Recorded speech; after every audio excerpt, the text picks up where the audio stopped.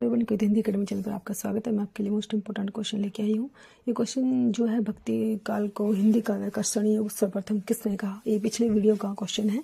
अगर आपने अच्छे से देखी है तो इसका आंसर आप दे पाओगे, अगर नहीं देखी है तो आप वो वीडियो जो है ध्यान से देखना। क्वेश्चन नंबर 1 है हमारा, भक्ति काल को हिंदी काव्य का योग सर्वप्रथम किसने कहा था? मिश्र बंधु ने, गिरियसन ने, आचार्य रामचंद्र शुक्ल ने, आचार्य हजारी प्रसाद द्विवेदी ने। तो बताना है किसने कहा था। मोस्ट इंपोर्टेंट क्वेश्चन है, पेपर में बार बार आता है क्वेश्चन। इस वीडियो का क्वेश्चन स्टार्ट करते हैं। क्वेश्चन नंबर 1 है, निम्नलिखित में से कौन रामानंद की शिष्य परंपरा में नहीं है? नहीं है बताना है कौन नहीं है। कबीरदास, हरिदास, मलुकदास या रैदास। तो सी होगा, मलुकदास जी नहीं है रामानंद की शिष्य परंपरा में। क्वेश्चन नंबर 2, हिंदी के किस काल को स्वर्ण युग कहा जाता है? शैवाद, रीतिकाल, भक्तिकाल या आदिकाल। कौन सा काल है जिसको हम स्वर्ण युग कहते हैं? तो सी होगा, भक्ति काल को कहते हैं हम स्वर्ण युग। क्वेश्चन नंबर 3, सही कालक्रम वाले वर्ग को चिन्हित कीजिए। कबीर, सुर, तुलसी, जायसी। कबीर, सुर, जायसी या तुलसी। सुर, कबीर, तुलसी या जायसी। कबीर, तुलसी, जायसी या सुर। सबसे पहले जो है किसका आता है जो है ये बताना है कालक्रम के अनुसार। तो बी होगा, कबीर, सुर, जायसी और तुलसी। ये सही है। सबसे पहले कबीर आएंगे, फिर सूरदास जी, फिर जायसी और फिर तुलसी।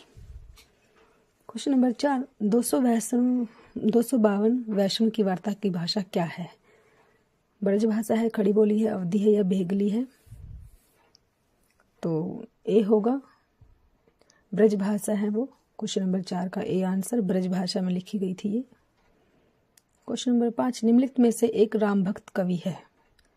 कृष्णदास, नाभादास, ध्रुवदास या श्री भट्ट। कौन सा कवि जो है? बी होगा, नाभादास जी है जो राम भक्त हैं। क्वेश्चन नंबर 6, नाभादास कृत भक्तमाल की भाषा है? अवधी, ब्रज भाषा, हिंदी, खड़ी बोली या मैथिली। तो कौन सी भाषा में जो है लिखी थी उन्होंने? बी होगा, ब्रज भाषा में लिखा था भक्तमाल को। क्वेश्चन नंबर 7, भक्तमाल के रचनाकार हैं? रैदास, नाभादास, धर्मदास या जीवदास। तो बी होगा, नाभादास जी हैं। भक्तमाल के रचयिता जो है नाभादास जी हैं। क्वेश्चन नंबर 7 का B answer. Question number 8, Bhaktamal के रचयिता नाभादास के गुरु का नाम था? नरहरिदास, वल्लभाचार्य, विठलनाथ या अगरदास। तो नाभादास के गुरु का नाम क्या है? तो डी होगा, अगरदास जी है। अगरदास जी है, नाभादास के गुरु का नाम जो है अगरदास जी है। क्वेश्चन नंबर 9, संत साधना का साहित्यिक रूप प्रारंभ हुआ? काशी, प्रयाग, पंढरपुर या उज्जैन से। तो सी होगा। क्वेश्चन नंबर 10, निम्न में से कौन सी प्रवृत्ति संत काव्य की नहीं है? राष्ट्रवादी भावना, वर्ण व्यवस्था को प्रोत्साहन, गुरु की महत्ता, भड़म्बरों का खंडन। तो संत काव्य की नहीं है। नहीं कौन सी है वो बतानी है। बी होगा, वर्ण व्यवस्था को प्रोत्साहन जो है ये नहीं है। क्वेश्चन नंबर 11, ज्ञानश्री शाखा के प्रमुख संत कवि हैं? सूरदास, चंद्रबरदाई, कबीरदास या विद्यापति। तो सी होगा, कबीरदास जी हैं। क्वेश्चन नंबर 12, संत काव्य परंपरा का कौन सा कवि अपनी विद्वता के कारण प्रसिद्ध है? धर्मदास, रविदास, सुंदरदास या रज्जब। तो सी होगा, सुंदरदास जी हैं। क्वेश्चन नंबर 13, इनमें से कौन सा संत कवि नहीं है?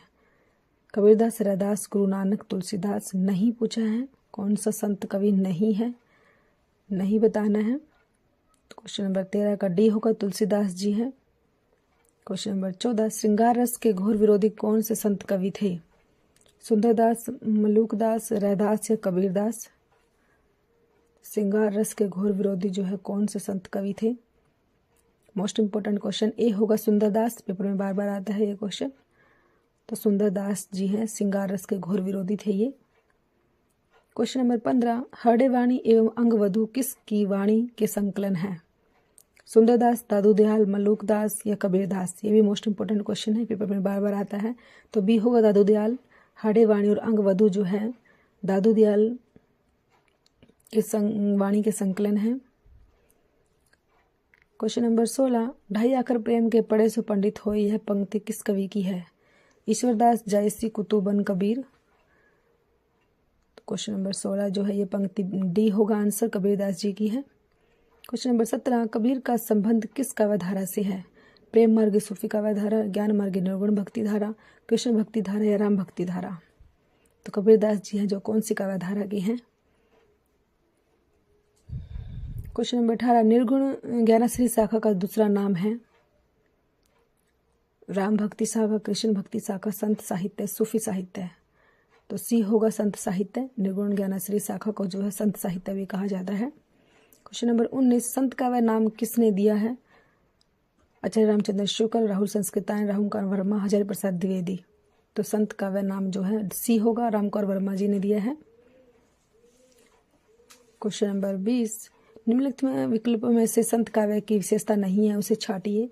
सगुण ईश्वर की उपासना, गुरु का महत्व प्रतिपादन, आडंबरों का खंडन, जाति पाति का विरोध। तो कौन सी विशेषता नहीं है संत काव्य की, वो बतानी है। सगुण ईश्वर की उपासना संत काव्य में नहीं की गई थी। सगुण ईश्वर की उपासना जो है नहीं की गई थी संत काव्य में। ज्ञानश्री शाखा के प्रमुख संत कवि हैं, ये बताना। सूरदास है, चंद्रबरदाई है, कबीरदास हैं या विद्यापति हैं।